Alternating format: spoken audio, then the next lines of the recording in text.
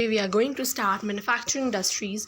In the previous video I have covered another chapter of geography, that is lifelines of international economy. So today we are starting ahead with this new chapter, that is manufacturing industries. So this chapter is included with the previous years. So let's get started. As I told that her video में मैं आपको बताती हूँ कि ये जो flow chart है वो हम एंड ऑफ द वीडियो में देखेंगे. सबसे पहले हम स्टार्ट करते हैं अपने चैप्टर के साथ, मैन्युफैक्चरिंग इंडस्ट्रीज.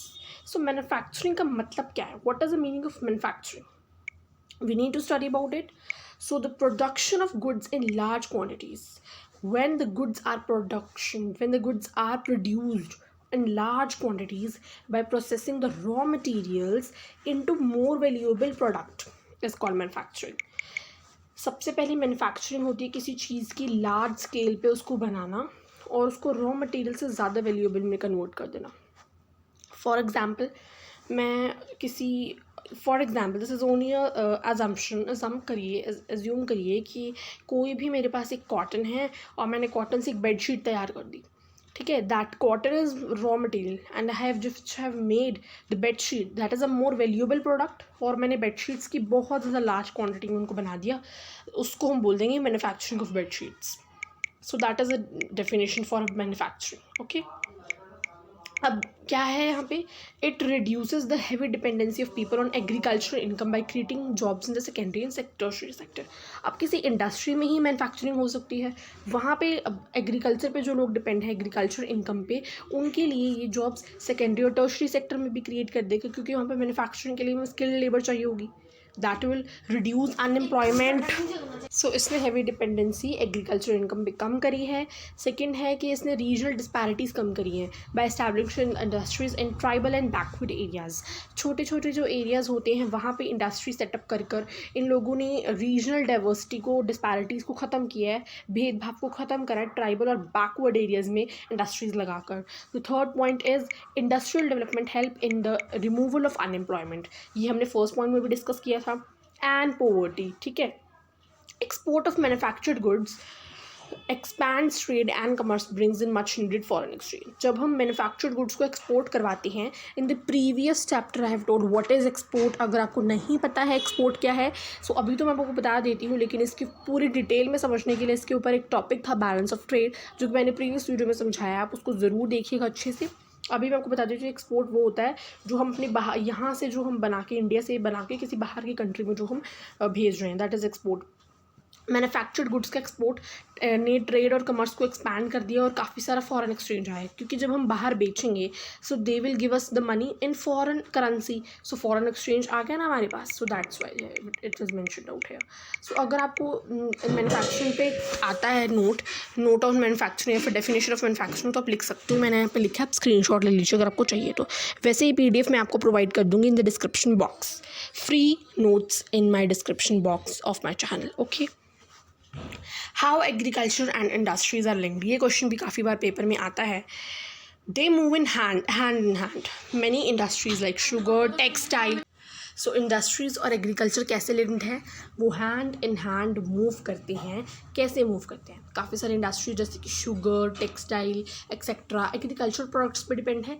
ठीक है, कैसे डिपेंड है? जैसे देखियो, शुगर है, फॉर सपोज कॉटन एक रॉ मटेरियल है टेक्सटाइल मिल्स के लिए, कॉटन टेक्सटाइल मिल्स के लिए. जो कॉटन वाली इंडस्ट्री है उसके लिए उसको कॉटन चाहिए, कॉटन से आगे कुछ वो मैन्युफैक्चर कर पाए, उसको वैल्यूएबल प्रोडक्ट में कन्वर्ट कर. So that's why they move in hand. ठीक है. On the other hand agriculture productivity को इंक्रीज़ करने के लिए एग्रीकल्चर प्रोडक्ट्स चाहिए, fertilisers, irrigation pumps, PVC pipes, tractors. अब ये कहाँ पे बनेंगी? ये सारी मैन्युफैक्चरिंग इंडस्ट्रीज़ में होगी आपकी. सो that's why they have said that for how agricultural industries are linked. अब लिंकिंग का मतलब है इंडस्ट्रीज़ को भी ज़रूरत है एग्रीकल्चर की, एग्रीकल्चर को भी ज़रूरत है इंडस्ट्रीज़ की. एग्रीकल्चर को इंडस्ट्रीज़ की कैसे ज़रूरत है? मैंने आपको बताया है कि इंडस्ट्रीज़ में जो चीज़ बन रही है उसको उनको रॉ मटेरियल चाहिए. उसके लिए उनको रॉ मटेरियल कहाँ से आएगा? एग्रीकल्चर से आएगा. और एग्रीकल्चर वाले लोगों के लिए काफ़ी सारी चीज़ें चाहिए एग्रीकल्चर प्रोडक्टिविटी के लिए, वो कहाँ से आएंगे? इंडस्ट्री से आएंगे. इनडायरेक्टली दोनों आपस में लिंक्ड है. ठीक है. Factors of industrial location. अब इंडस्ट्री कहाँ पे लोकेट करनी है उसके कुछ फैक्टर्स हैं. जहाँ पे स्किल्ड लेबर आपकी ज़्यादा हो. ठीक है. अवेलेबिलिटी ऑफ रॉ मटेरियल, मतलब वहाँ पे नज़दीक ही कोई फार्म या फील्ड हो जहाँ से आपको रॉ मटेरियल बहुत ईजिली अवेलेबल हो जाए, ट्रांसपोर्टेशन कॉस्ट कम रहेगी. ठीक है. रेगुलर इलेक्ट्रिसिटी रहे वहाँ पर। ये नहीं कि सारा दिन इलेक्ट्रिसिटी ना, आप कुछ प्रोड्यूस करने के लिए मशीन्स की ज़रूरत पड़ती है तो इलेक्ट्रिसिटी की ज़रूरत तो इनडायरेक्टली पड़ेगी हमें, ठीक है। Availability of market, yes, market भी आसपास ही कहीं आपको ढूंढनी है कि उसके आसपास मार्केट हो और आपसे ऑर्डर्स आते रहें आपको कि ये इस मार्केट में ये चीज़ पहुँचानी है। अगर आसपास मार्केट होगी तो अच्छा होगा, वरना दूर होगी तो ऑर्डर्स तो आएंगे लेकिन प्रोडक्शन ट्रांसपोर्टेशन कॉस्ट बहुत ज़्यादा रहेगी, ठीक है। Means of communication and transportation, अब कम्युनिकेशन के मीन्स और ट्रांसपोर्टेशन के लिए भी आपको ये ध्यान रखना पड़ेगा। कैपिटल फॉर इन्वेस्टमेंट, अब आपको पैसे तो चाहिए इन्वेस्ट करने के लिए, इंडस्ट्री पहले बनाओगे, मशीन्स खरीदोगे, there will be lot of investment out there, so you need money, okay, capital is money, okay. So factors क्या क्या है इंडस्ट्रियल लोकेशन के, स्किल लेबर होनी चाहिए, आसपास रॉ मटेरियल होना चाहिए, मार्केट की अवेलेबिलिटी होनी चाहिए, कैपिटल चाहिए, regular electricity and means of communication and transportation, ठीक है। अब आपको जो है एग्लोमेरिएशन इकोनॉमीज़ की डेफिनेशन आ जाती है पेपर में। इसका मतलब क्या है? Many industries tend to come together to make the use of advantages offered by the urban centres. अब जैसे काफ़ी सारी इंडस्ट्रीज़ इकट्ठी होकर काम करते हैं, जैसे ये इंडस्ट्री ए है, ये इंडस्ट्री बी सी डी, ये काफ़ी सारी इंडस्ट्रीज़ एक दूसरे के क्लोज आ जाती हैं, टुगेदर काम करती हैं ताकि वो अर्बन सेंटर्स के द्वारा जो भी एडवांटेजेस ऑफर करी जाती हैं उनको यूज़ कर सकें। अर्बन सेंटर्स यानी कि टाउन के सेंटर्स, सिटी के सेंटर्स द्वारा जो भी उनको एडवांटेज मिलती है वो उसको यूज़ कर सके, that is known as agglomeration economies, okay. So I hope आपको समझ में आ गया होगा ये भी। अब इंडस्ट्री की क्लासिफिकेशन करी गई है on the basis of raw material use, on the basis of ownership and on the basis of the main role, capital investment, raw material, weight of raw material, finish goods, ठीक है। तो सबसे पहले हमारी raw material की basis पे industry को classify करा गया है। So first is agro based and next is mineral based. ध्यान से समझिएगा यहाँ पे क्या लिखा है। Source of raw materials agriculture product, this is very common, okay, you all know that. Cotton, jute, woollen, silk, T, coffee, edible oil, सब कुछ हमें चाहिए raw agriculture product, raw material, ठीक है। एग्रो बेस्ड वो इंडस्ट्रीज होती है जिनको रॉ मटेरियल की ज़रूरत पड़े, ठीक है, जैसे कि एग्रीकल्चर प्रोडक्ट्स की। एंड मिनरल बेस्ड वो होती है जिनका सोर्स रॉ मटेरियल का मिनरल हो। एग्रो बेस्ड जिनकी सोर्स रॉ मटेरियल का एग्रीकल्चर बेस्ड हो, और मिनरल जिसको सोर्स मिनरल हो, जैसे कि iron and steel, cement, aluminium, fertilisers, petrochemicals and all that, ठीक है। ओनरशिप के बेसिस पे, अब वो पब्लिक इंडस्ट्री है, प्राइवेट इंडस्ट्री है, ये भी होगा, है ना। So on the basis of ownership, public which is owned by government agencies, जैसे कि भेल, सेल, आपको पता है ना ये वाली, तो सेल तो आपने सुनी भी होगी, ठीक है। प्राइवेट इंडस्ट्रीज जो कि इंडिविजुअल या फिर ग्रुप ऑफ इंडिविजुअल या फिर कोई एक इंसान उसको मेनली रूल कर रहा है या फिर ग्रुप ऑफ इंडिविजुअल्स ओन कर रहे हैं उसको, that is known as private industry. Tisco, Bajaj auto limiteds and Dabur, this all are you know this examples are very similar to us. Joint industries जो कि स्टेट और इंडिविजुअल्स दोनों ही इकट्ठे चलाते हैं, जैसे कि ऑयल इंडिया लिमिटेड, येस, वहाँ पे कोई गवर्नमेंट थोड़ी ना बैठी होती है। पेट्रोल के जो पेट्रोल स्टेशन जहाँ से आप अपने व्हीकल्स में पेट्रोल फिल करवाते हो वहाँ पे तो लोग ही बैठे होते हैं, तो लोगों का और स्टेट का दोनों का जॉइंटली सिस्टम होता है जॉइंट इंडस्ट्रीज़ में, ठीक है। और कोऑपरेटिव इंडस्ट्रीज़ होती हैं। कोऑपरेटिव इंडस्ट्रीज़ कौन सी होती हैं? Owned and operated by the producers और the suppliers of the raw material. अब जैसे कोई ए फार्मर है या फिर जो भी हम नेम ले लीजिए, ए फार्मर है और एक इंडस्ट्री यहाँ पे है, ठीक है। अब ए फार्मर की ये इंडस्ट्री होगी क्योंकि वो सप्लाई करता है सारे के सारे रॉ मटेरियल, ठीक है, वर्कर्स और both they pool in the resources and share the profits and losses proportionally. अब जैसे इंडस्ट्री में उसने अपनी कॉटन भिजवाई है, ठीक है। अब इंडस्ट्री की अगर कॉटन ना बिकी तो वो लॉस भी इकट्ठे शेयर करेंगे, या फिर इंडस्ट्री अगर कॉटन बेच कर 100 एंड 100 पैसे कमाती है तो दोनों प्रॉफिट भी शेयर करेंगे। सो ये दोनों की दोनों जो ये कोऑपरेटिव इंडस्ट्रीज़ होती हैं, ये आपकी ओन्ड एंड ऑपरेटेड होती है, उनके द्वारा जो प्रोड्यूसर्स होते हैं, सप्लायर्स होते हैं रॉ मटेरियल के, जैसे कि वर्कर्स और दोनों, ठीक है। अब मेन रोल के बेसिस पे बेसिक और की industries supply their products to manufacture other goods. देखिए, अब कुछ इंडस्ट्रीज़ होती हैं कि जैसे आयरन बना दिया, स्टील बना दिया, दूसरी इंडस्ट्रीज़ में भेजती हैं ये बनाकर, ठीक है। क्यों भेजती हैं? कि वहाँ पर फर्नीचर कैरी हो सके, वहाँ उस आयरन से आपकी, या फिर कोई लेड बना दी, लेड से आपकी पेंसिल बने उस इंडस्ट्री में। सो ये बेसिक और की इंडस्ट्रीज़ होती है। की मीन्स बेसिक, जहाँ से हमें अवेलेबिलिटी हो रॉ मटेरियल की। तो अब जो ये गुड्स बनाती है आयरन, स्टील, कॉपर, वो भी मैन्युफैक्चर कर रही है, उन चीज़ों को मैन्युफैक्चर करके आगे उनके वैल्यूएबल प्रोडक्ट में कन्वर्ट करा जा रहा है। कंज्यूमर इंडस्ट्रीज़ जो कि डायरेक्टली कंज्यूमर्स के लिए जो यूज़ होता है वो बनाती हैं। जैसे कि सीधा हमने शुगर बना दी, सीधा टूथपेस्ट बना दी, जिसको हमने आगे लोकल मार्केट्स में ट्रांसपोर्ट करवा दिया, पेपर, स्विंग मशीन्स एक्सेट्रा। ये इनके मेन रूल की बेसिस पे है। कैपिटल इन्वेस्टमेंट, अब जो इंडस्ट्री स्मॉल स्केल की बेसिस पे है कैपिटल इन्वेस्टमेंट पे, और लार्ज स्केल की बेसिस पे। आई होप ये नोट्स आपको थोड़ा हेल्प कर रहे होंगे, ठीक है। स्मॉल स्केल की बेसिस पे जो है वहाँ पे 1 करोड़ से कम इन्वेस्टमेंट होती है। इन्वेस्टमेंट मीन्स कि जितना हम वहाँ पे लगा रहे हैं पैसा इंडस्ट्री के सेटअप में, सीमेंट सारा एवरीथिंग, फर्नीचर जो चाहिए, जो मशीन्स चाहिए, जो क्वालिटी प्रोडक्ट्स चाहिए, सबकी जिनकी 1 करोड़ या 1 करोड़ से कम हो इन्वेस्टमेंट वो स्मॉल स्केल इंडस्ट्रीज, और जिनकी 1 करोड़ से ज़्यादा इन्वेस्टमेंट हो that is known as large scale industries. Okay, आपकी बुक में ना 8 करोड़ 7 करोड़ मतलब वेरी करता है ये हर बुक से बुक, लेकिन मेनली यही एक रेशियो बिल्कुल सही कि जिनकी 1 करोड़ से कम हो रही हो वो स्मॉल स्केल इंडस्ट्रीज, जिनकी 1 करोड़ से ज़्यादा हो रही हो that is the large scale industries. अब weight of the raw material and finished goods के बेसिस पे है weight of the raw material, ठीक है। तो heavy industries use heavy material and produce heavy goods, ठीक है, such as iron, steel industries, ठीक है। आयरन और स्टील इंडस्ट्रीज हैवी गुड्स की मैन्युफैक्चरिंग करती हैं, सॉरी हैवी मटेरियल, उनका रॉ मटेरियल हैवी है तो वो हैवी इंडस्ट्रीज़ हैं क्योंकि उनको आयरन एंड स्टील चाहिए अपने काम के लिए, फर्नीचर बनाने के लिए। लाइट इंडस्ट्रीज जो लाइट सामान यूज़ करते हैं, जैसे इलेक्ट्रिकल इंडस्ट्री की बल्ब कितने हल्के होते हैं, लाइक है ना, बल्ब्स बनाना, वायर्स बनाना, that is very light goods. So जो लाइट गुड्स प्रोड्यूस करते हैं, light material, light raw material use करती हैं अपनी मैन्युफैक्चरिंग के लिए, दैट आर लाइट इंडस्ट्रीज़। और जो हैवी को यूज़ करते हैं हैवी इंडस्ट्रीज हो जाएंगे आपकी, ठीक है। सिलेबस में on the basis of the material use को ब्रॉडली एक्सप्लेन करा गया। मैंने आपको ये सारी क्लासिफिकेशन तो समझा दी है, लेकिन आपके सिलेबस में बेसिकली कौन सा ज़्यादा पूछा जाता है या फिर जिसको ज़्यादा एक्सपैंडेड वे में आपको पढ़ना है, that is the first on the basis of the raw material, agro based and mineral based industry. इसकी एग्जांपल्स, इसकी प्लॉटिंग ऑन मैप्स सब करने वाले हो आप, ठीक है। तो on the basis of the types of industries on the basis of the material used. अब आ जाएंगे agro based industries. Agro based industries को हम एक्सपैंडेड वे में पढ़ेंगे, उसके एग्जांपल्स को डिस्कस करेंगे। जैसे कॉटन टेक्सटाइल आ गई, हमने एग्रो बेस्ड में पढ़ा था, जो कि कॉटन, जो कि एग्रीकल्चर प्रोडक्ट्स को अपना raw material as a use करके करे काम, ठीक है। अब टेक्सटाइल इंडस्ट्री जो है, cotton textile, jute textiles, all these come under the agro based industries. Now let's just study agro based industries. Cotton textile, the first cotton textile mill was established in Mumbai in 1854. Understand this question because ये question के form में आ जाता है कि first textile cotton textile mill कब बनी थी और कहाँ बनी थी और किस ईयर में बनी थी। Okay, in the first textile mill Mumbai में 1854 में बनी थी। Okay, 1854 first cotton textile mill was establish in Mumbai in 1854. In the early years, the cotton textile was concentrated in the growing belt of Maharashtra.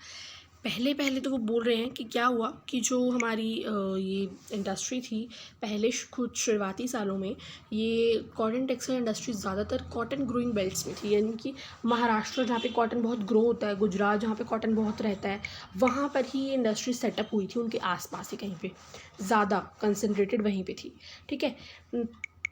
अब अगर वो वहाँ पर थी तो इसने काफ़ी सारे वीवर्स को एम्प्लॉयमेंट प्रोवाइड करी, कॉटन फार्मर्स को, मिल वर्कर्स को, केमिकल सपोर्ट करे, डाई इंडस्ट्री को, इंजीनियरिंग वर्क्स, मतलब किसी ना किसी तरीके से एम्प्लॉयमेंट लोगों को मिली, ठीक है।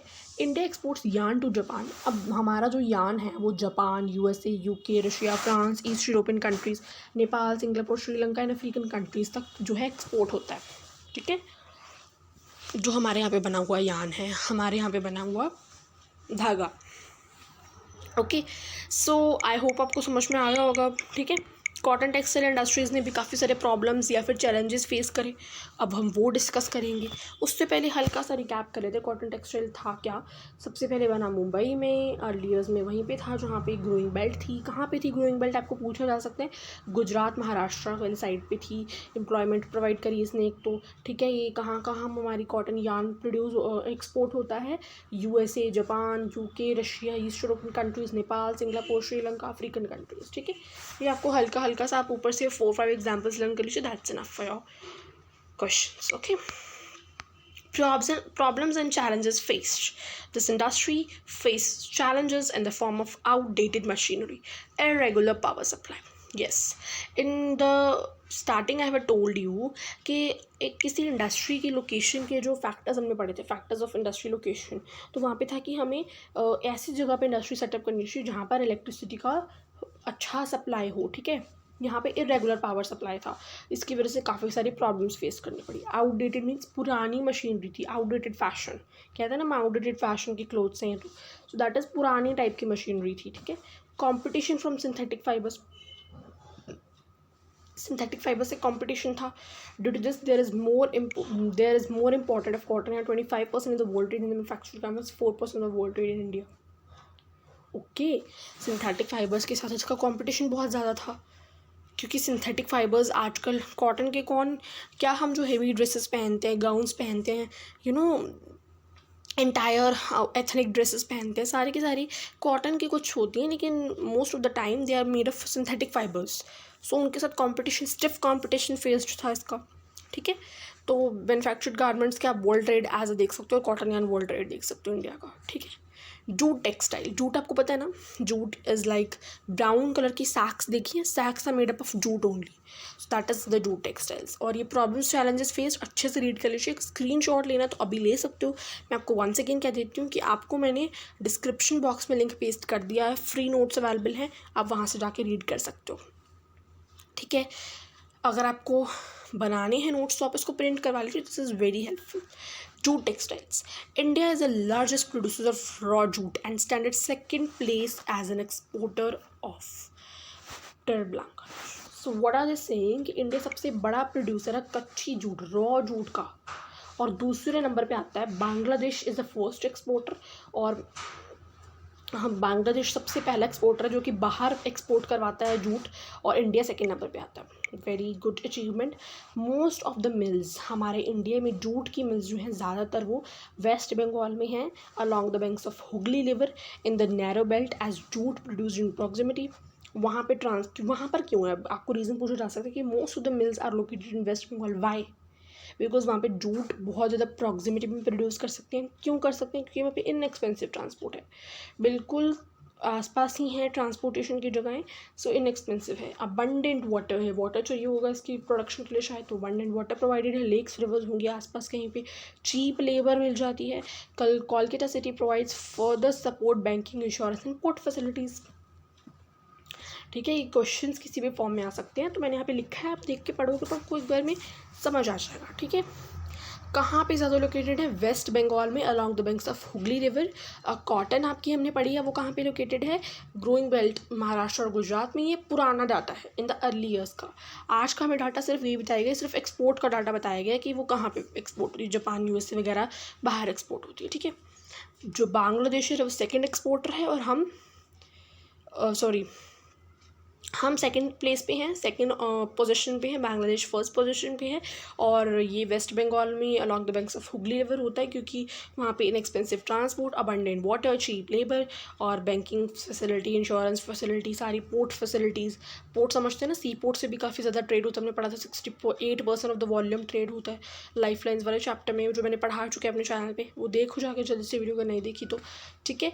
अब जूट टेक्सटाइल्स ने भी काफ़ी सारी प्रॉब्लम्स फेस करी, चलिए देख लेते हैं क्या प्रॉब्लम्स फेस करी। Challenges faced by the industry include less demand.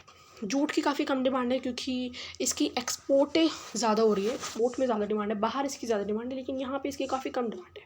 हम दिन भर में देख लीजिए कितने का जूट यूज़ करते हैं, नहीं ना, इतने यूज़ नहीं करते हैं कि हम सारा दिन कोई सैक्स में लगे रहते हैं। सैक्स में हम तो सिर्फ लाइक जो बिजनेसमैन है उनको सैक्स की ज़रूरत होती है, ठीक है। इसका भी स्टिफ कंपटीशन है इंटरनेशनल मार्केट से सिंथेटिक फाइबर्स का, और कॉटन का भी सिंथेटिक फाइबर्स से काफ़ी स्टिफ कंपटीशन था, and from other jute growing countries, और बाकी जूट ग्रोइंग कंट्रीज से भी काफ़ी ज़्यादा इसका एक्सपेरिमेंट है, इसका जो है कंपटीशन है फ्रॉम बांग्लादेश, हमने पढ़ा है, क्योंकि बांग्लादेश फर्स्ट पोजीशन पे है, फिलीपींस, थाईलैंड, ब्राज़ील, इजिप्ट, ठीक है। तो इसकी काफ़ी कम भी डिमांड है, तो हम थोड़ा इनएक्टिव होकर हमारे जो वर्कर्स इसको बनाते हैं, लेकिन हाँ फिर भी सेकंड नंबर पे है, तो बहुत बड़ी बात है, ठीक है। अब पढ़ेंगे हम शुगर इंडस्ट्रीज। तो धीरे धीरे आप समझ आ रही है आपको कि हम एग्रो बेस में वो सारी पढ़ रहे हैं जो कि raw material, as a raw material है, हर चीज़ रॉ मटेरियल है। यहाँ पे आप देख सकते हो jute raw material, raw jute है, कॉटन हमारी रॉ कॉटन है जिसको हम आगे जाके ग्रोइंग बेल्ट में फिर इसको फर्दर कॉटन फार्मर्स लगा के, मिल वर्कर्स लगा के, इंजीनियरिंग वर्क करवा के सारा कॉटन सारे रॉ मटेरियल से यूज़ होकर चलने वाली इंडस्ट्रीज। तो these are all categorised under agro based, so that's why we are going to study them, we are studying them also। Sugar industry, ये अब किसके, India stand second in the world of sugar production. हर जगह second ही है हमारा India, sugar की production में भी सेकेंड है, and first in the production of गुड़ एंड खंडसारी। गुड़ is jaggery, you all know, ठीक है, एंड खंडसारी के भी, खंड मीन्स चीनी, समहाउ वही कुछ है, उससे रिलेटेड है, ठीक है। इंडिया सेकेंड नंबर पे है। शुगर मिल्स अब कहाँ पे है, यूपी, बिहार, महाराष्ट्र, तमिलनाडु, ठीक है, ये वहाँ पर है sugar mills, sugar industries. In the recent year there is a tendency for the mills to concentrate in the southern and western state, especially in the Maharashtra, because the cane produced here has higher sugar sucrose content, and a relatively cooler climate also ensure a longer crushing season. What happens, I will tell you what is written over here. सी, ये कहाँ पर सबसे पहले located है, UP में, बिहार, महाराष्ट्र वगैरह में है ये लोकेटेड, ठीक है। और ये ना जो पुराने सालों में वो कह रहे हैं कि ये ज़्यादातर southern and east western states पे ज़्यादा कंसंट्रेटेड हो गई थी। क्यों हो गई थी, क्योंकि महाराष्ट्र में ज़्यादातर वगैरह, स्पेशली महाराष्ट्र में बहुत हो गई थी। अब क्यों हो गई थी, क्योंकि वहाँ पर जो केन प्रोड्यूस होता है, जो शुगर केन प्रोड्यूस होता था वहाँ पर, ठीक है, जो शुगर केन वहाँ पे प्रोड्यूस होता था ना, वो वाला शुगर केन, उसके अंदर बहुत ज़्यादा सुक्रोज कंटेंट था, बहुत मीठा था वो। एंड आपको पता है जब मैं आपको बताऊंगी इसकी प्रॉब्लम्स क्या थी। Sugar industry is a very successful industry, but इसकी कुछ एक मेन प्रॉब्लम्स मैं आपको आगे बताऊंगी। तो वहाँ पे ठंडा क्लाइमेट मिल जाता था और हायर सुक्रोज कंटेंट मिल जाता था, तो वहाँ पर ज़्यादा इनकी कंसनट्रेशन होनी शुरू हो गई, और वहाँ पे कूलर क्लाइमेट होने की वजह से लॉन्गर क्रशिंग सीजन था। अब क्या क्या प्रॉब्लम्स इसने फेस करी, हर इंडस्ट्री कोई ना कोई प्रॉब्लम फेस करती, हर काम में हम जैसे कोई ना कोई प्रॉब्लम फेस करते हैं, yes we do face. So this sugar industries also face a problem. What was that let's study. Major challenges include the seasonal nature of the industry. Yes, this is a major challenge. Why it's major challenge, I will explain you in detail. अगला पढ़ते हैं point, old and inefficient means method of production। इसकी बहुत पुराने तरीके से इसको बनाया जाता है, and the transport delay in reaching came to factories and need to maximize the use of byproducts. What happened कि शुगर केन ना एक सीजनल नेचर है शुगर केन का। अगर शुगर केन को हम जैसे बनाया, शुगर केन बन गया, ठीक है, शुगर केन यू नो ना, बैम्बू, वो जब हम उसको ट्रांसपोर्ट करवाते हैं तो व्हाट हैपन्स कि ना उसके अंदर सुक्रोज कंटेंट बहुत ज़्यादा होता है, और अगर उसको 24 आवर्स, विद इन 24 आवर्स से भी कम टाइम में उसको ट्रांसपोर्ट करवाना होता है, वरना वो सारा का सारा ख़राब माना जाएगा, ये लाइक बहुत ख़राब हो जाएगा और उसकी प्रोडक्शन काफ़ी कम रहेगी।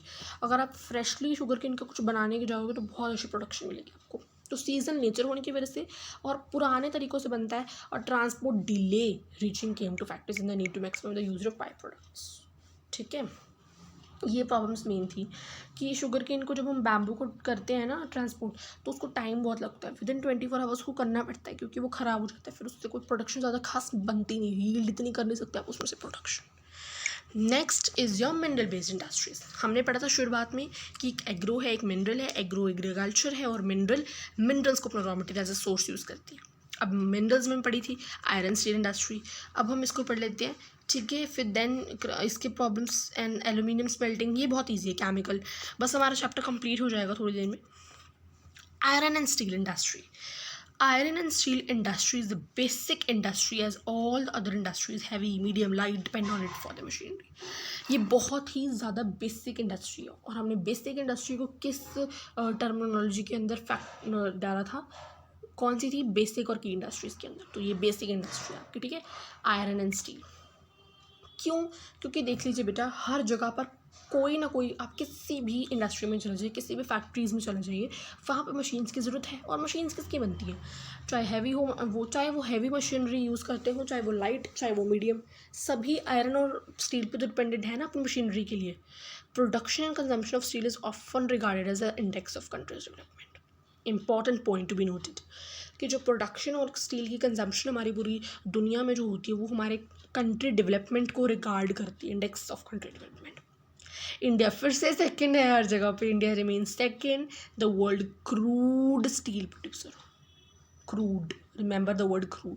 अब बच्चे पूछेंगे मैम क्रूड का क्या मतलब है? जब हम जाते हैं कहीं पे तो वहाँ पे लिखा होता है ना क्रूड ऑयल, क्रूड लाइक लिखा होता है ना, that is a crude steel producer. वो कह रहे हैं कि इंडिया सेकंड नंबर पे, हर जगह इंडिया सेकंड ही है। It is also called as heavy industry as a raw material finish goods are both heavy, बल्कि रॉ मटेरियल भी इसका हैवी होता है क्योंकि आयरन, जो आयरन से बनता है, क्योंकि उसके लिए आयरन चाहिए हमें रॉ मटेरियल के लिए भी, जो आयरन होती है वो भी बहुत हैवी होती है, उससे जो रॉ मटेरियल बनता है वो तो हैवी होता है, या जो फिनिश गुड्स होते हैं, जो फर्नीचर बनता है वो भी हैवी होगा क्योंकि वो आयरन से तैयार हुआ है।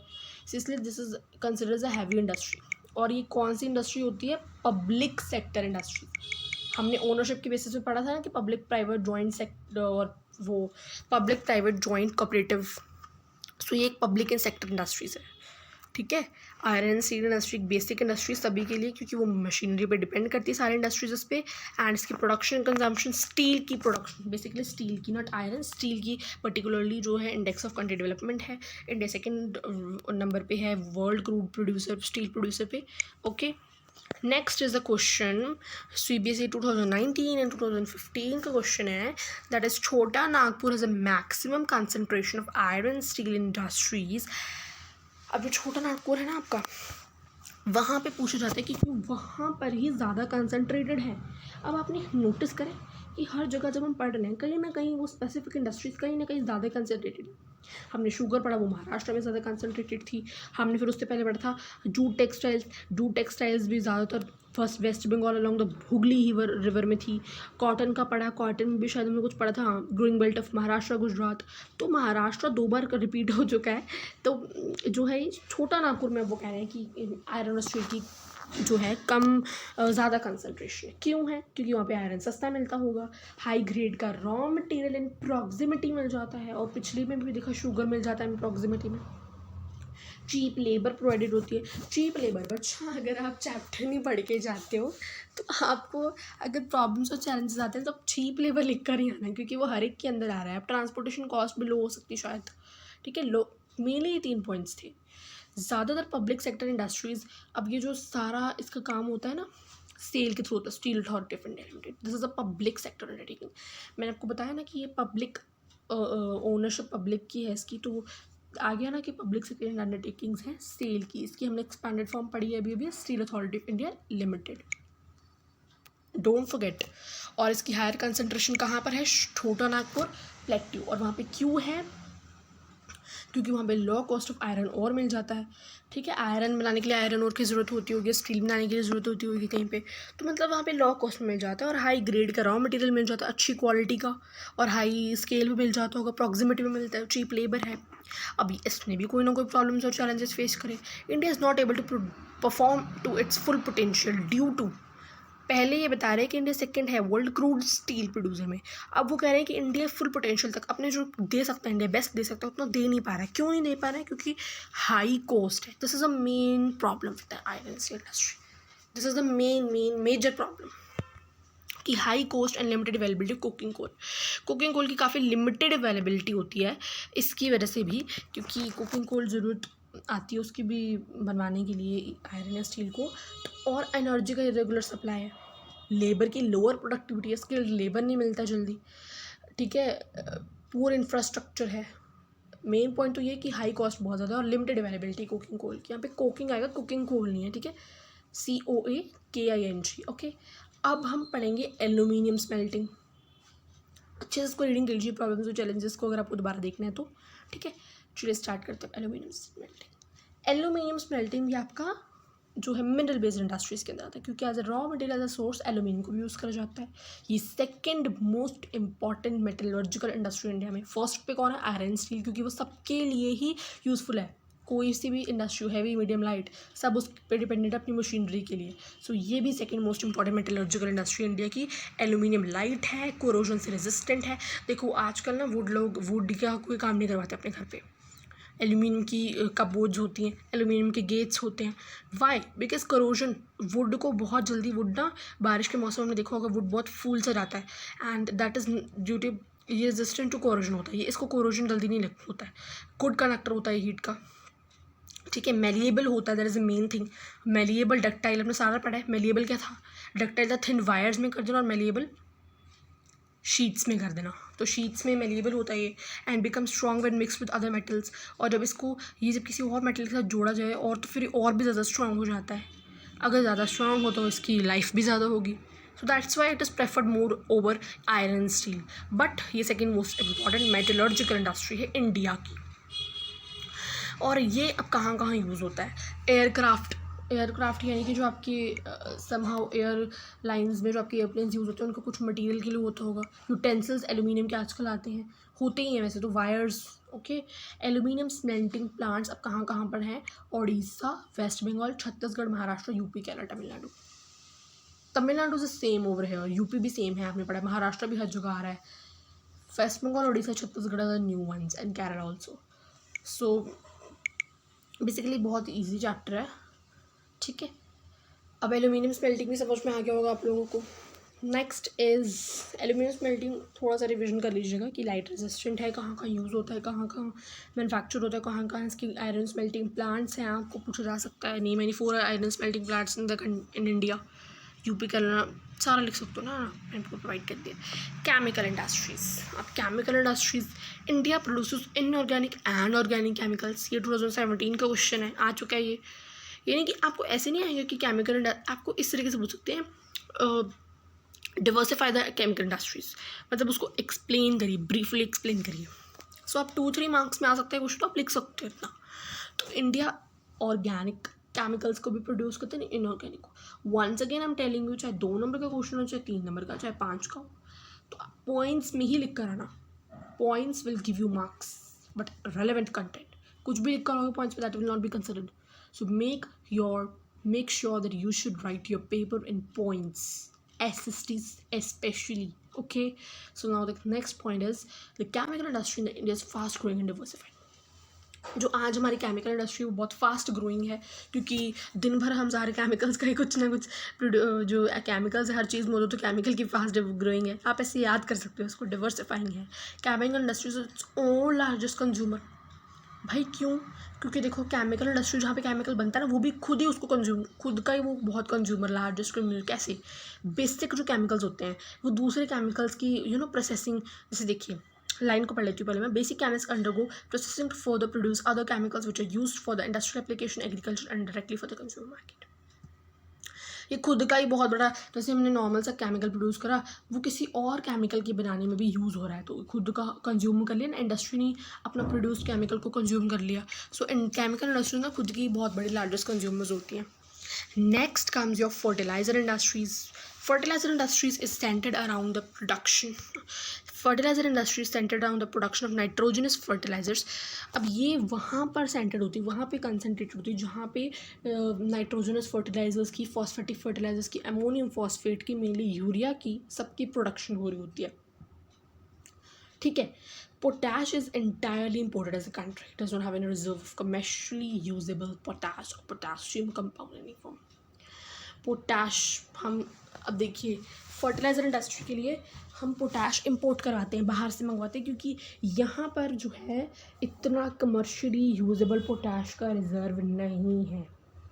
सो दैट्स वाई ये हमारा इंपोर्ट होता है। हम कब से पढ़ रहे हैं, हम एक्सपोर्ट करवाते हैं। अब आ गया इंपोर्ट का पॉइंट।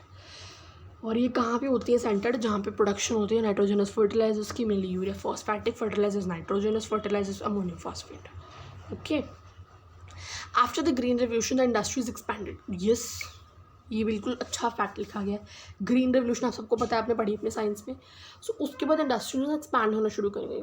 सो मेजर प्रोड्यूसर्स जो हैं इसके फर्टिलाइजर इंडस्ट्री के, फिर से आपका तमिलनाडु और यूपी रिपीट हो गया, गुजरात भी समहाउ ज़्यादातर आ चुका है, पंजाब, केरला, पंजाब की भी आ गया कि फर्टिलाइजर इंडस्ट्री वहाँ पर भी है, ठीक है। सो अब आपको समझ में आ गया होगा कि फर्टिलाइजर इंडस्ट्री। सीमेंट इंडस्ट्री भी ऑन लो, सीमेंट का डेली यूज़, हाउसेस, बिल्डिंग्स, सब कंस्ट्रक्शन के लिए यूज़ होता है। और सीमेंट का भी बल्कि रॉ मटेरियल होता है, लाइमस्टोन, सिलिका, एल्यूमिना, जिप्सम, सारा ये बल्कि रॉ मटेरियल है ना। So read the points, first 2 points में ये लिखा है, मैंने भी बोला है। और फर्स्ट ये क्वेश्चन बहुत आता है पेपर में कि फर्स्ट सीमेंट प्लांट कब सेटअप हुआ था? 1904 और चेन्नई में हुआ था, रिमेंबर। और फर्स्ट जो आपका कॉटन टेक्सटाइल थी वो मुंबई में 1854 में। देखिए मैंने 1 रीड में ही आपको लर्न कर बता दिया। First cement plant set up in Chennai 1904. Okay, understand? Now moving to the next industry, automobile industry. Automobiles क्या होता है तो मैं आपको बता देती हूँ, कुछ बच्चों को ये नहीं पता होता ऑटोमोबाइल क्या होता है. ऑटोमोबाइल इज़ दैट कि जो आपकी व्हीकल्स की प्रोडक्शन होती है ना, वो that is somehow automobiles. Automobiles provide vehicle for the quick transport. Automobile industry में आपके व्हीकल्स को बनाया जाता है. फिर आपकी जो मेन जो ये जो आसपास बजाज लिमिटेड होता, बजाज जो होती है ना, हमारे आसपास बड़े बड़े मॉल्स होते हैं जहाँ पे हम कार्स खरीदने जाते हैं और ऑल दैट इज़ कि ऑटोमोबाइल इंडस्ट्री में बेसिकली आपकी कार को बनाया जाता है. Quick transport goods and passengers, ये लोगों को क्विक ट्रांसपोर्ट गुड्स और पैसेंजर की प्रोवाइड करती है, क्योंकि व्हीकल्स प्रोड्यूस करते हैं, व्हीकल्स पे हम करेंगे ट्रांसपोर्ट किसी चीज़ की. So that's why liberalisation demand के बाद new contemporary models increase the industries located in. अब देखो, व्हीकल्स की प्रोडक्शन है, कोई लार्ज स्केल पे होगी और ज़्यादा प्रोडक्ट्स की ज़रूरत होगी हाईली. लाइक हम आजकल पढ़ते हैं ना, एक्टिवा 6D आ गई, 7G आने वाली है, अब तो लॉन्च होने वाली है. इन एंटायरली समहाउ गैप पीरियड रह गया है. सो दैट्स कि हर बार 5G 4G लेके आ रहे हैं ये जो एक्टिवाज वाले हैं. वाई? हर एक में कोई ना कोई एडवांस लेवल है. 5G की आप देखोगे तो वहाँ पे एक की को टर्न करके आप अपनी सीट्स को खोल सकते हो. 6G देखोगे, क्लिक से आपकी वो हो जाएगी. सो अलग अलग सब में एडवांस कंटेम्प्रेरी मॉडल्स आ रहे हैं, इंक्रीज़ हो रहे हैं लिबरलाइजेशन के बाद. सो ये इंडस्ट्रीज़ बड़े बड़े शहरों में है, Delhi, Mumbai, Chennai, Kolkata, Gurgaon. Next is your IT, information technology and electronic industries. अब बेंगलोर है हमारी इलेक्ट्रॉनिक कैपिटल ऑफ इंडिया. ये बेंगलोर जो है ये कहाँ पर है, कहाँ पर है ये? दिस इज़ योर क्वेश्चन, आपको आंसर करना है कमेंट सेक्शन में. बेंगलोर हुआ है electronic capital of the India is emerged. 18 IT parks ने हमारे एम्प्लॉयमेंट को बूस्ट करा है. कितने पार्क्स ने? 18 IT पार्क्स ने. The industry provide a wide range of products. Industry में अब इलेक्ट्रॉनिक इंडस्ट्री तो टेलीविजन, कंप्यूटर्स, टेलीफोन्स सब कुछ बनाएगी, ब्ला ब्ला ब्ला, इस तरीके का मटेरियल बनाएगी वाइड रेंज में. सो दैट्स वाई आपको नाम पढ़ते ही इंडस्ट्री को पता चल जाता है कि वो क्या प्रोडक्शन करती है. बाकी पॉइंट्स अगर आपने पढ़ा होगा तो आप बना ही लोगे. नेक्स्ट कम्स योर, अब भाई हमने सब इंडस्ट्रीज़ को, मैं आपको बोला था ना सिर्फ हमने बेसिस द रॉ मटेरियल पढ़ना है, इंडस्ट्रीज़ को एक्सपैंडेड वे में हमने पढ़ लिया. Now the topic is completed. अब इंडस्ट्रीज़ में जो काम चलता है हर दिन, उससे बहुत पॉल्यूशन हो रहा है, इन्वामेंटल डिग्रेडेशन हो रही है कि हमारा इन्वायरमेंट डिग्रेड हो रहा है. सबसे पहले हम पढ़ेंगे एयर पोल्यूशन हो रहा है. वाटर पोल्यूशन आपका 2018 का क्वेश्चन है. एयर पोल्यूशन पढ़ लेते हैं. तो जो हमारी एयर में हाई प्रपोर्शन हो जाता है, किसका हाई प्रपोर्शन हो जाता है? सल्फ़र डाइऑक्साइड का, कार्बन मोनोऑक्साइड का. और आपने साइंस में पढ़ा होगा कि सल्फ़र डाइऑक्साइड की काफ़ी लार्ज क्वांटिटी होती है एसिड रेन में. एसिड रेन में सल्फ़र डाइऑक्साइड होता है, यू नो और नॉट. तो ये एयर पोल्यूशन उसकी वजह से होता है. जब एयर में हाई प्रपोर्शन हो जाती है सल्फ़र डाइऑक्साइड, तो वो वाटर मॉलिक्यूल्स लाइक क्लाउड के अंदर जाके ऐसा हो रहा था, वो इसे जब बारिश आती है तो सारा वो पानी की फॉर्म में निकल जाता है. and carbon monoxide, sulfur dioxide and carbon monoxide, it is emitted by chemical and paper industries. अब ये कहाँ पे एयर पोल्यूशन ज़्यादा होता है? किस इंडस्ट्रीज की वजह से? केमिकल और पेपर की फैक्ट्रीज में से. Brick kills, refineries, smelting plants, burning of fossil fuels in big and small factories. Fossil fuels की जब बर्निंग होती है तब भी बहुत ज़्यादा एमिट होती है high proportion of sulphur dioxide and carbon monoxide. ठीक है. और इसकी वजह से क्या क्या प्रॉब्लम्स फेस करती है human life? Respiratory problems. Environmental तो देखो डिग्रेड हो ही रहा है ना, जब इतना high proportion of this chemical gases are produced in the air. हो रहा है ना. और ये कहाँ से हो रहा है? Chemical paper factories. ये भी आपको क्वेश्चन आ सकता है, कौन सी एयर पोल्यूशन में कौन सी इंडस्ट्रीज मेन इसके विक्टिम्स हैं एयर पोल्यूशन के? That is chemical paper factories, brick kilns and refineries, smelting plants, burning of fossil fuels की होती है लार्ज बिग स्मॉल फैक्ट्रीज में. ठीक है. वाटर पोल्यूशन, इसको थोड़ा ज़्यादा स्ट्रेस देके पढ़ेंगे क्योंकि ये क्वेश्चन आ चुका है आपका CBSE 2018 में. ये इनऑर्गेनिक और ऑर्गेनिक अनट्रीटेड इंडस्ट्रियल वेस्ट को जब सीधा डिस्चार्ज कर देते वाटर में, what happens that so the water pollution inorganic और ऑर्गेनिक वेस्ट की वजह से होता है. क्या होता है कि बच्चा आपका जो वाटर होता है ना, लाइक इनऑर्गेनिक और अनट्रीटेड वाटर को, सो बच्चा नो मैटर्स ऑर्गेनिक हो इनऑर्गेनिक हो, डायरेक्टली वेस्ट को ना पानी में डिस्चार्ज कर दिया जाता है. उसको ना ट्रीट करा जाता है सही से। सिंपल आप वेस्ट को वेस्ट फेंकना ही क्यों है पानी, सिंपल सी बात है। इंडस्ट्रियल वेस्ट को ना, ऑर्गेनिक हो चाहे वो इनऑर्गेनिक हो, उसको डायरेक्टली वाटर में डिस्चार्ज कर दिया जाता है, रिवर्स में डिस्चार्ज कर दिया, जिसकी वजह से वाटर पोल्यूशन हो जाता है। अब वो पानी एक्वेटिक एंड ह्यूमन लाइफ को तो थ्रेट करेगा ना। कोई ह्यूमन प्यासा होगा भाई, आसपास से वो रिवर से पानी ले सकता है, तो रिवर का पानी तो बहुत गंदा होगा। तो इससे तो बहुत ज़्यादा प्रॉब्लम्स क्रिएट हो जाएंगी। एक्वेटिक लाइफ जो उसके अंदर फिशेज़ हैं, मैराइन एनिमल्स हैं, जो सारे इफेक्ट हो जाएंगी। प्लांट्स को भी थ्रेटन करेगा। As all the process of water pollution बहुत ज़्यादा होता है। इंडस्ट्रियल वेस्ट जो अनऑर्गेनिक और ऑर्गेनिक को ट्रीट कर दिया जाता है, विदाउट ट्रीटिंग इसको डिस्चार्ज कर दिया जाता है पानी में। थर्मल पोल्यूशन, व्हाट हैपन्स कि गरम पानी, अब पानी की भी बहुत ज़रूरत होती है स्टील के अंदर, ठीक है। वाटर की भी लिमिटेड क्वांटिटी चाहिए होती है हमें। सो हॉट वाटर को ना, ये तब होता है थर्मल पोल्यूशन जब सीधा हॉट वाटर फैक्ट्रीज़ का, थर्मल प्लांट्स का सीधा ही पानी में डाल देते हो, रिवर्स पॉन्ड्स में डाल देते हो। कूलिंग ठंडा उसको किए बगैर गरम पानी फेंक देते हो रिवर्स के अंदर, waste from the nuclear power plant. और ये पानी जो है ये फैक्ट्रीज़ का होता है, थर्मल प्लांट्स का होता है। जो वेस्ट इमिट होता है न्यूक्लियर पावर प्लांट वो पानी की फॉर्म में करता है, that is treated without cooling it, गरम पानी फेंक देते हो, डिस्चार्ज कर देते हो, रिवर्स में ड्रेन कर देते हो। जिसकी वजह से क्या होता है, nuclear and weapon production facilities cancer कर देती हैं, बहुत डिफेक्ट आ सकते हैं, miscarriages. You can see how these industries have causing pollution. और आपको पता है कि जो हमारा ताजमहल है, वहाँ उसके आसपास भी आगरा में बहुत सारी इंडस्ट्रीज थी जो कि पोल्यूशन इमिट कर रही थी, और उसकी जो वाइट मार्बल थी हमारे ताजमहल की, अफेक्ट हो रही थी। तो इसकी वजह से सारी उन आसपास की गवर्नमेंट एक प्लान उठाया कि सारी उन इंडस्ट्रीज़ को आसपास की आगरा के बाहर लोकेट करवा दिया। आसपास थी तो पोल्यूशन बहुत इमिट करती थी, और वाइट मार्बल, ठीक है। तो नॉइज़ पोल्यूशन आ जाता है। नॉइज़ इंडस्ट्रियल और कंस्ट्रक्शन एक्टिविटीज़, जैसे आयरन की मैन्युफैक्चरिंग होती है, मशीन्स काफ़ी ज़्यादा नॉइज़ इमिट करती हैं। इक्विपमेंट्स को बनाने के लिए मशीनरी, इंडस्ट्रियल कंस्ट्रक्शन एक्टिविटीज़ में काफ़ी ज़्यादा नॉइज़ जाती है, जो कि नॉइज़ पोल्यूशन में कंट्रीब्यूशन देती है अपना। जिस टाइप ऑफ पोल्यूशन से हमारा हार्ट रेट इंक्रीज़ हो जाता है, BP, blood pressure, psychological effects put करता है हमारी ह्यूमन बॉडी पे, हेयरिंग इम्पेयरमेंट। ओके, सो कभी कभी बहुत ज़्यादा आवाज़ होती है तो हेयरिंग इम्पेयरमेंट हो सकती है। अगर आसपास लोग घर लोकेटेड हैं, हाउसेज हैं, कोई वहाँ पे लोग रहते हैं, तो it can cause problems. Control of environmental degradation, इसका आप कंट्रोल कैसे कर सकते हैं? See, minimising use of water for processing by reusing and recycling in 2 or more successive stages.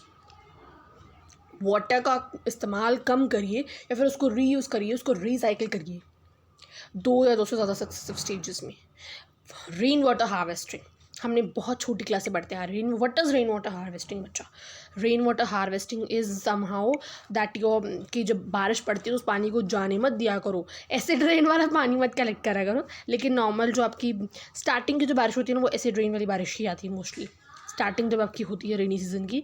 So don't do the rain water harvesting at that time, जब आपकी बारिश in the mid होती है, ये होती रहती है, तब आप उसको rain water harvesting water requirements को मीट करने के लिए शुरू कर दीजिए। अगर आप रीयूज़ रिसाइकल नहीं कर सकते तो आप पानी को रेन वाटर हार्वेस्टिंग से कंजर्व कर सकते हैं, ठीक है। Smoke can be used by oil और gas instead of coal in factories. Coal की जगह पे मैंने आपको बताया ना कि लिमिटेड कोकिंग ऑयल जो है ना, उसका कम हो रही क्वांटिटी, तो स्मोक वाले काम के लिए जहाँ पे चाहिए हमें, हम वहाँ पे ऑयल या गैस, ऑयल यूज़ कर सकते हैं इंस्टेड ऑफ द गैस। कोल की जगह पे आप ऑयल यूज़ कर लीजिए जहाँ पे आपको चाहिए, स्मोक वगैरह का होता है। तो particulate matter in the air can be reduce by fitting smoke stacks to the factories. हाँ, ये न्यू लॉन्च है, स्मोक स्टैक्स फिट करके आप रिड्यूस कर सकते हो पर्टिकुलेट मैटर मीन्स आपका जैसे सल्फर डाइऑक्साइड है, उसके लिए कोई आप सेट कर दीजिए स्मोक स्टैक, तो वो स्पेशली उसी पर्टिकुलर मैटर पे ध्यान देकर उसको कम करेगा, रिड्यूस करेगा। जनरेटर्स साइलेंसर्स के साथ फिट करिए, ठीक है। हॉट वाटर एंड एफ्लुएंट को ट्रीट करिए विदाउट रिलीजिंग दम river and pond. Treating of industrial effluents can be done the 3 phases, 3 phases में कर सकते हो, primary, secondary and tertiary. Primary by mechanical means, इसमें आप स्क्रीनिंग, ग्राइंडिंग, फ्लक्चुएशन, सेडिमेंटेशन कर सकते हो। सेकेंडरी में आप बायोलॉजिकल प्रोसेसेस की मदद से, और टर्शरी में भी बायोलॉजिकल, केमिकल, फिजिकल प्रोसेस। इसमें आप रिसाइकिल करते हो वेस्ट वाटर को। फर्स्ट वाला थोड़ा सा मुश्किल है, मैकेनिकल मीन्स वाला, उसको लर्न करना कि ये स्क्रीनिंग फर्स्ट में मैकेनिकल, दूसरे में बायोलॉजिकल, केमिकल, एक में बायोलॉजिकल, फिर एक में बायोलॉजिकल, केमिकल, फिजिकल। ईजी है। फर्स्ट में screening, grading, fluctuation and sedimentation, और दूसरे में बायोलॉजिकल प्रोसेस ओनली, एंड उसमें waste water recycling.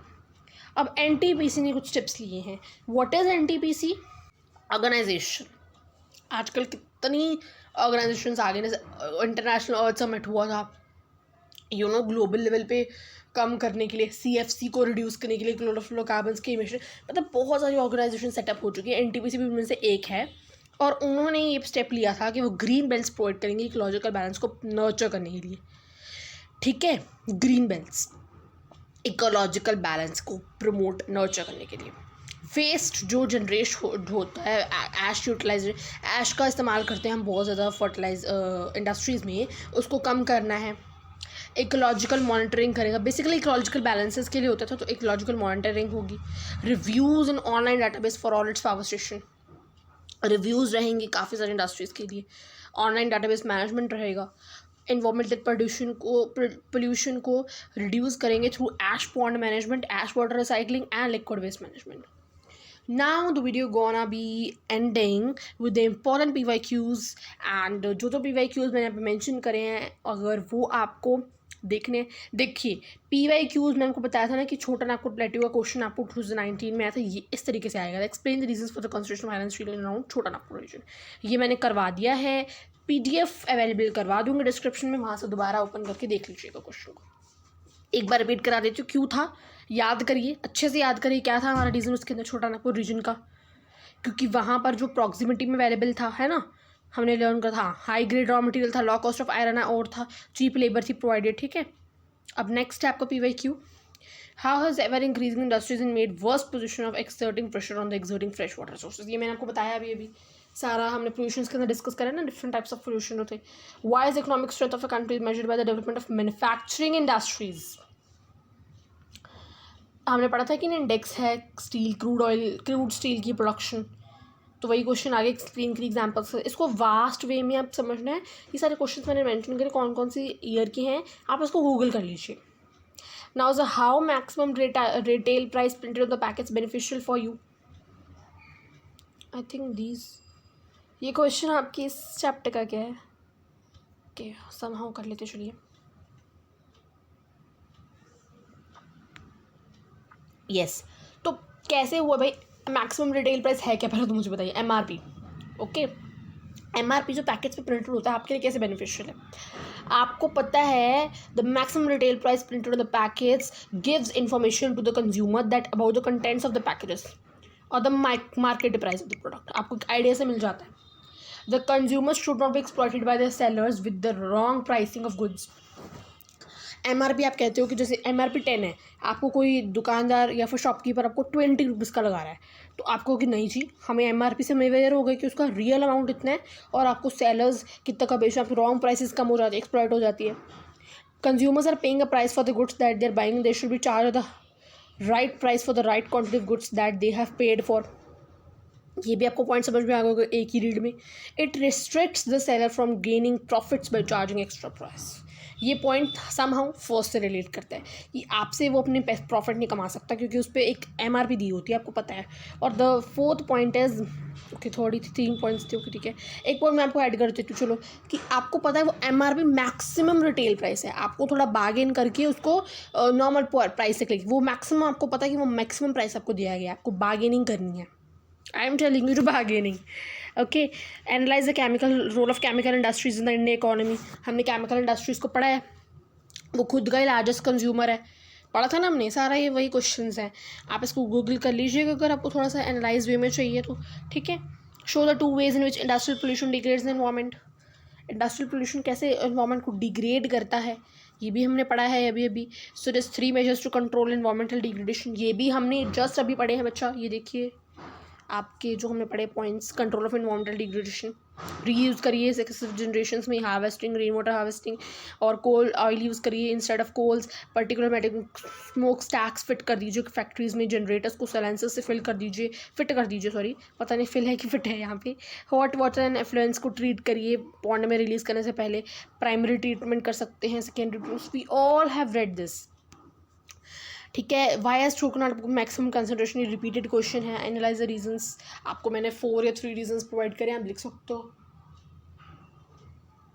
Manufacturing sector क्या है, बैकबोन ऑफ डेवलपमेंट क्यों कहते हैं, interpret the reason, Google it, okay. Now as I promised in every video कि हम फ्लो चार्ट्स को डिस्कस करेंगे इन द एंड, इस चैप्टर का फ्लो चार्ट भी था तो मैं आपको दिखा देती हूँ।